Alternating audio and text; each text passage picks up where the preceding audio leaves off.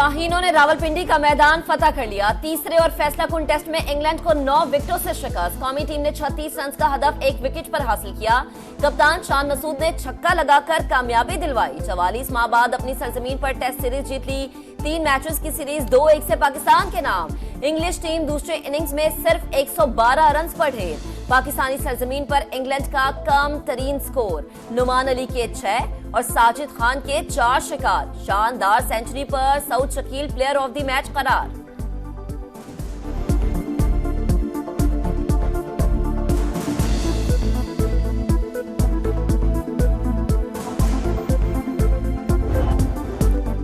साजिद खान और नुमान अली की जबरदस्त परफॉर्मेंस। इंग्लिश बैटर्स को स्पिन जाल में कैद कर लिया।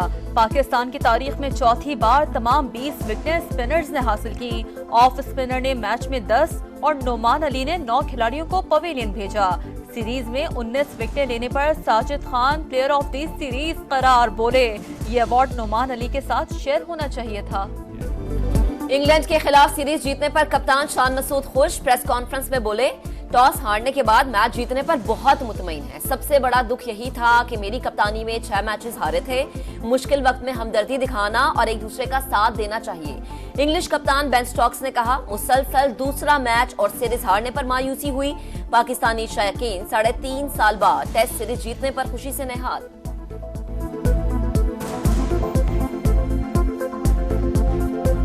हमें इस बात की बहुत ज़्यादा खुशी है कि पाकिस्तान ने इंग्लैंड से विन किया है और हमारा नाम रोशन किया पाकिस्तान का। बड़ी खुशी हुई है हमें कि पाकिस्तान जीता है। मेरे तो अभी भी हार्ट बीट इतनी फास्ट हुई है, मुझे इतना अच्छा लगा, मुझे बहुत खुशी हुई। वैसे तो मैं कभी आती नहीं हूँ यहाँ पे देखने, फर्स्ट टाइम आई हूँ, मुझे अच्छा एक्सपीरियंस हुआ है। स्पिनर्स ने बहुत अच्छी परफॉर्मेंस की है और हम आइंदा भी होप रखते हैं कि इसी तरह की और ऑसम परफॉर्मेंस हो। कौमी टीम ने जबरदस्त खेल पेश किया। कौम का सर फख्र से बुलंद कर दिया। उम्मीद है कामयाबियों का सिलसिला जारी रहेगा।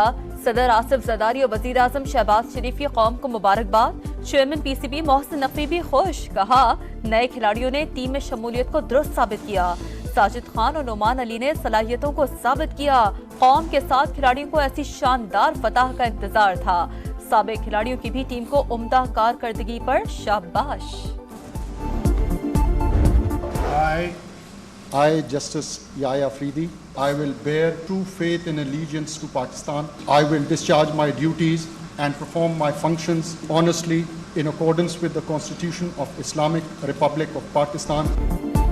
Justice Yahya Afridi chief justice of Pakistan बन गए। सदर मुमलिकत आसिफ अली जरदारी ने हल्फ लिया। तकरीब में वजीर आजम, वज़ीर आला, अस्करी क़यादत, जजेस, वकला और विफाकी वज़रा की शिरकत। चीफ जस्टिस की सदर मुमलिकत और वजीर आजम से मुलाकात।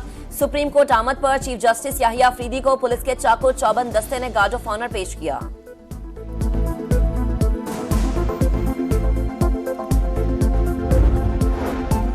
नए चीफ जस्टिस याहिया अफरीदी ने जस्टिस मुनीब अख्तर को दोबारा प्रैक्टिस एंड प्रोसीजर कमेटी में शामिल कर लिया।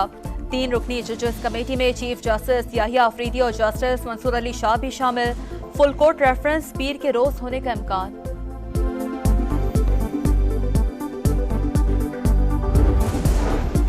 सदर मुमलिकत आसिफ अली जरदारी से वजीर आजम शहबाज शरीफ की मुलाकात। मुल्क की मजमूई सूरत हाल पर तफसीली मुशावरत। अमन व अमान और मुआशी सूरत हाल पर भी तबादले ख्याल।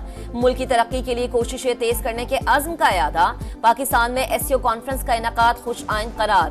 दोनों रहनुमाओं की मुलाकात चीफ जस्टिस याहिया अफरीदी की हल्फ बर्दारी तकरीब के मौके पर हुई।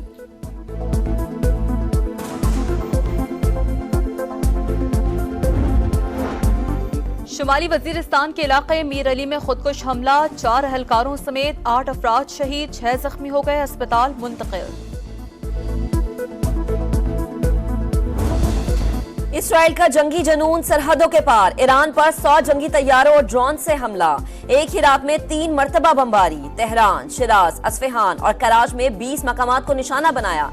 पासदारान इनकलाब के हेडक्वार्टर समेत फौजी अड्डों और इमाम खुमैनी इंटरनेशनल एयरपोर्ट पर भी मिसाइल बरसाए। ईरान का जदीद दिफाई निजाम की मदद से हमला नाकाम बनाने का दावा। 2 फौजियों की शहादत की तस्दीक। इसराइल को पूरी ताकत के साथ जवाब देने का ऐलान। सेहूनी फोर्सेस की दमिश्क और इराकी शहर करकूक पर भी बमबारी।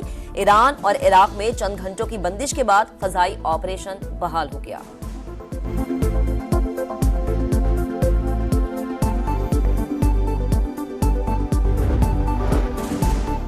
ईरान को जवाब दे दिया, एटमी और तेल तंसीबात पर हमला नहीं किया, मिसाइल और ड्रोन्स प्रोडक्शन साइट्स को निशाना बनाया, तमाम अहदाफ हासिल कर लिए, तैयारे कार्रवाई करके वापस आ गए।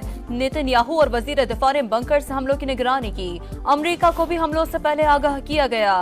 बरतानवी मीडिया का बड़ा दावा, कहा इस्राएली हमलों से चंद घंटे पहले रूस ने ईरान को मालूमात फराहम कर दी थी।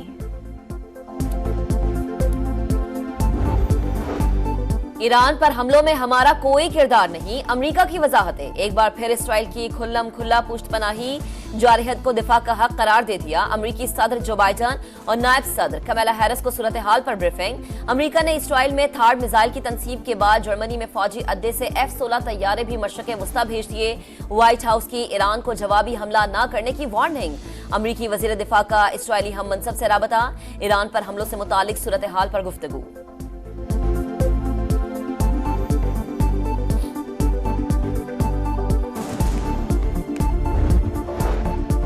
इसराइली हमले खित्ते के अमन के लिए खतरा, खुद मुख्तारी के उसूल और आलमी कवानीन की खिलाफ वर्जी है। वजीर आजम शहबाज शरीफ की ईरान पर जाहिरियत की मजम्मत, कहा पाकिस्तान अमन के लिए ईरान के साथ खड़ा है। फरीकैन मजीद कशीदगी से बचने के लिए तहम्मुल से काम लें।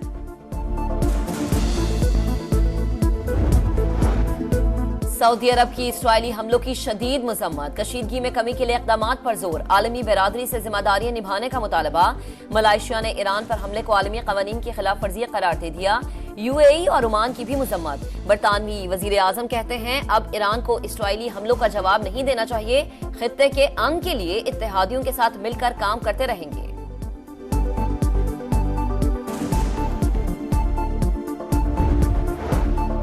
26वीं आईनी तरमीम के बाद हुकूमत खत्म करने के चोर दरवाजे बंद हो चुके। अब मुल्की तरक्की का रास्ता नहीं रोका जा सकता। राना सनाउल्लाह की प्रेस कॉन्फ्रेंस, बोले नून लीग की हुकूमत खत्म करने में एस्टैब्लिशमेंट और जुडिशरी का भी किरदार था।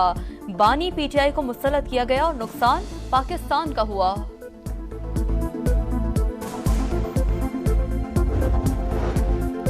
संगजानी में कैदियों की वैन्स पर हमलों की फुटेजेस मंजर आम पर आ गई। वाकये का मुकदमा थाना संगजानी में दर्ज। मुलजिमान ने बाकायदा मनसूबाबंदी से हमला किया। FIR का मतलब।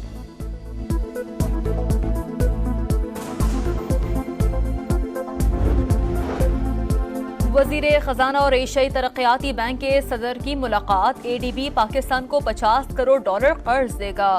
मोहम्मद औरंगजेब दुबई इस्लामी बैंक के हुकाम से भी मिले। कर्जों की पेशकश पर तबादला ख्याल। मोडीज क्रेडिट रेटिंग एजेंसी के नुमाइंदगान से मुलाकात में मालियाती पॉलिसी पर बातचीत। नायक सैफ अली जंजुआ शहीद निशान हैदर की 76वीं बरसी। Chairman joint chiefs of staff committee, services chiefs और मुसल्लह अफवाज का खराज अकीदत। कोटली में शहीद के मजार पर दुआइया तकरीब। आजाद कश्मीर रेजिमेंट के सीनियर अफसरान ने कब्र पर फूल रखे।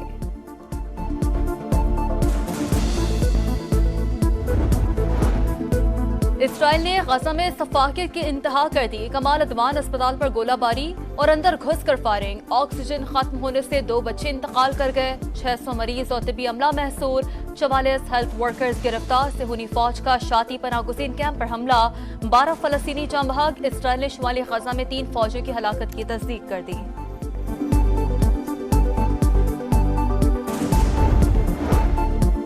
इसराइल की लबनान पर रात भर बमबारी। मुख्तलिफ इलाकों से लोगों को इनखला की भी धमकी। हिजबुल्लाह का इसराइली जारहत का मुंह तोड़ जवाब।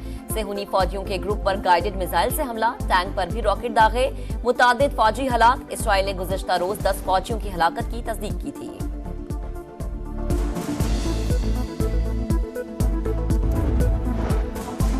अमरीका में सदारती इंतखाबात की मुहिम जोरों पर। ग्लूकारा बेयोंसे इंतखाबी रैली में पहुंच गई। कामला हैरिस को अमरीका की अगली सदर कह दिया। डोनाल्ड ट्रंप की ग्लूकारा बेयोंसे की आमद पर तनकीद। कहा इसराइल ईरान पर हमला कर रहा है, जंग छिड़ गई है, लेकिन नायब सदर कामला हैरिस पार्टी कर रही हैं।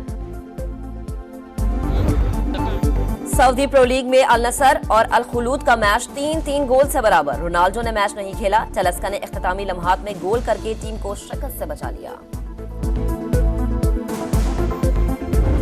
चीन में ICF dragon boat racing world cup का इनेकाद। 13 ममालिक और खित्तों की 16 टीमों की शिरकत। तकरीब में फनकारों ने शानदार परफॉर्मेंस दी।